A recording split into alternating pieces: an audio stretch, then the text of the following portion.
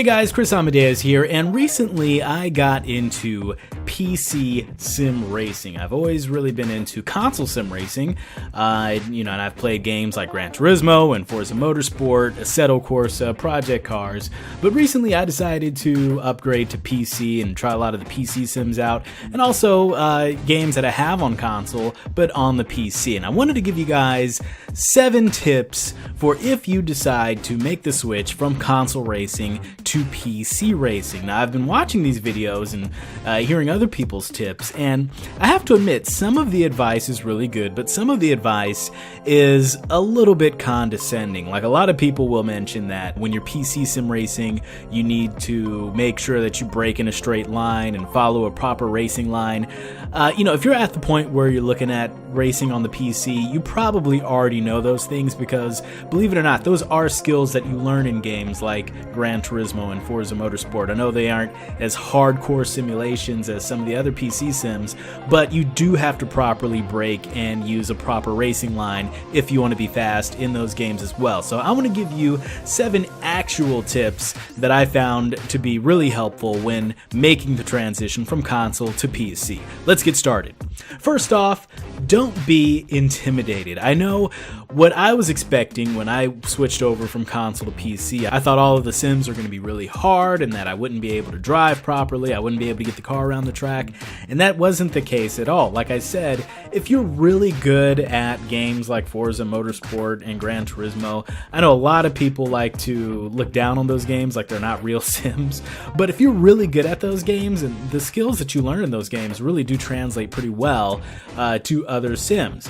For example, Assetto Corsa, in my opinion, I feel like the physics, and I know a lot of people are going to disagree with me, but I feel like the physics are pretty close to Forza Motorsport. The only difference is Assetto Corsa does a way better job of communicating what the physics are doing through the force feedback in the wheel, but I don't feel like I need to drive the cars any different in Assetto Corsa than I do in Forza Motorsport in order to be fast. So don't be intimidated, just go ahead and try out different games and different sims and see what you like. My second piece of advice is to stick to one sim for a while. I know what I did when I first got my gaming PC. I went ahead and just got a bunch of different sims and tried them all out, one after the other, like on the same day.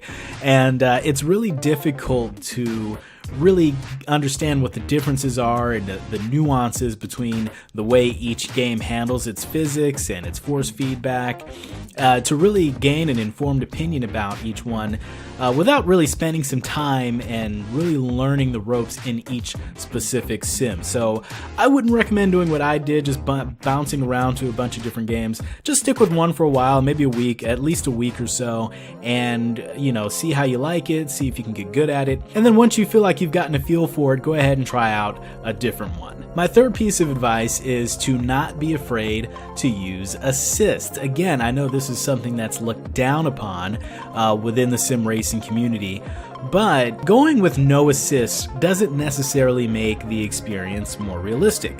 For example, this is my car. I drive a Mazda Speed Miata that has anti-lock brakes that cannot be turned off. So if I were to turn off ABS in the game, I would actually be making my driving experience less realistic. And a lot of cars, especially a lot of high-powered sports cars and race cars, are designed to be driven with assist, like traction control. So, fortunately, a lot of games give you the option of using the real-world assist or the factory assist. I know Project Cars does, Assetto Corsa does. It's not really something that we see on the console side. And if that's the case, don't feel any lesser for using those assists. Number 4, mods are your friends.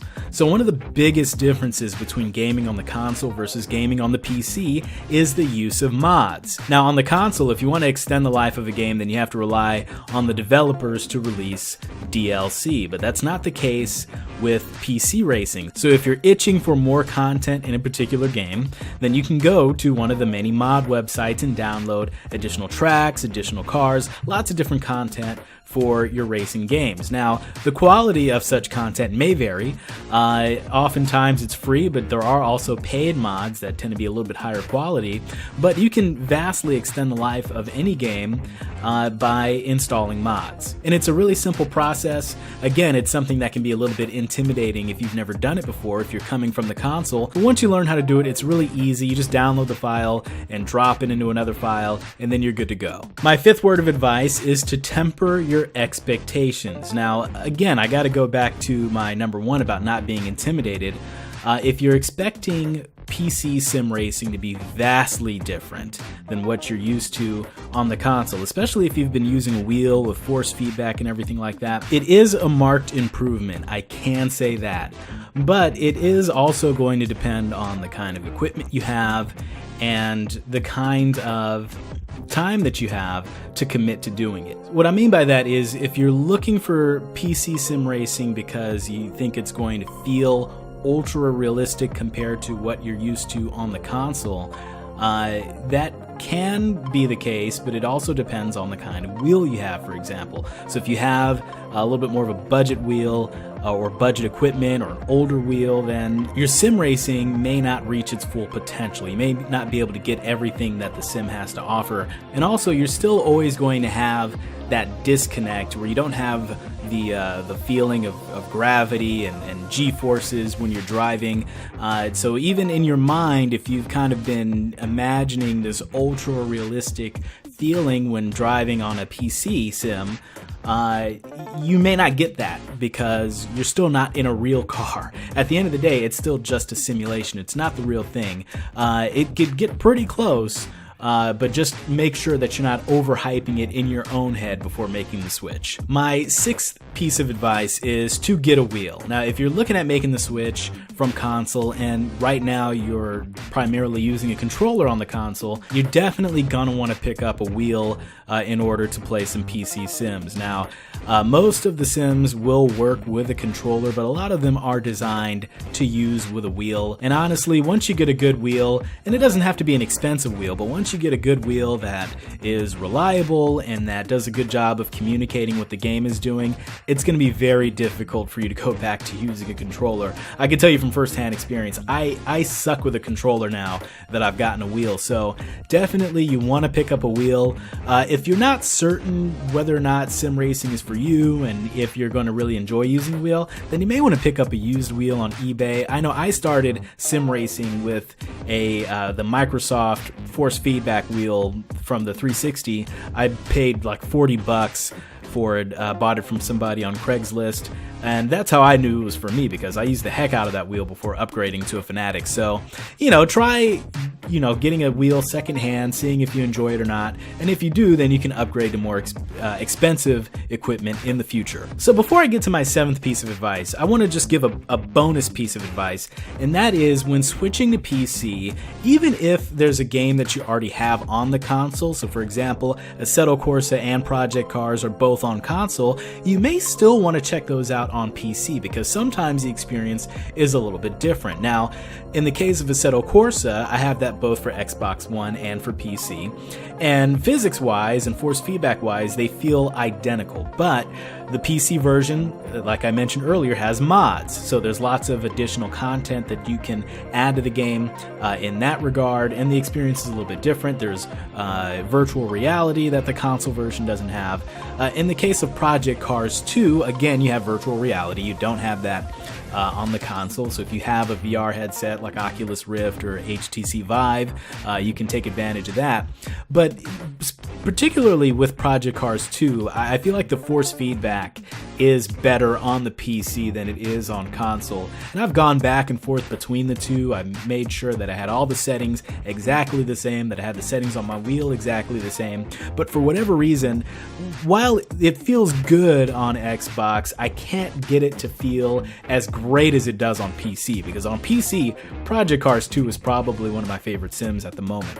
So it is worth checking out the same games that you may already have on console on PC. But my seventh and last piece of advice is to decide why it is that you race and why it is that you're getting into PC racing. Is it because you're tired of racing on the console, with people that don't really take racing seriously and that crash a lot and cheat, and you want to get into more competitive and more serious types of racing with people that take this as serious as you do?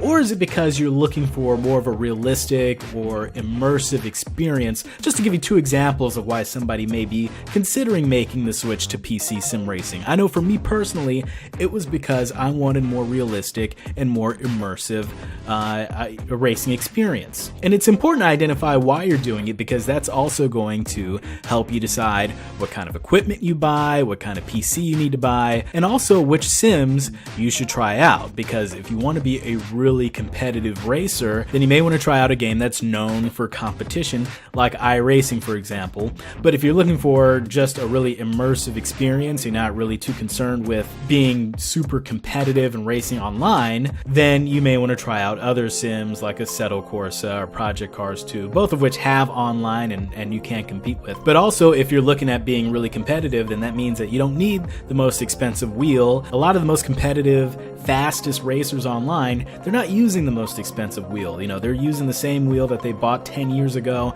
that's been out on the market forever. It's beaten to hell, but you know what? They're used to using it and they're fast with it. But like me, I wanted the most immersive experience. I just wanted it to feel realistic. I really don't have a lot of time to practice and be competitive online.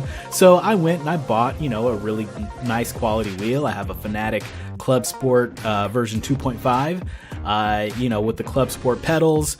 And I have an Oculus Rift VR headset because I wanted that authentic, realistic experience. I just wanted to feel like I'm in a race car, for the hour or two that I have to spare per week to try some PC sim racing. So, depending on why it is that you're getting into PC sim racing, that's going to help you decide what kind of equipment that you're going to buy, what kind of games you're going to play, how to invest your time and your money towards this hobby. But whatever it is that you decide to do, as long as you're having fun, there's no wrong way to do it. Don't let people in the community tell you that you should be playing this game or that you should be using these pedals or that you should be running with these settings or these assists.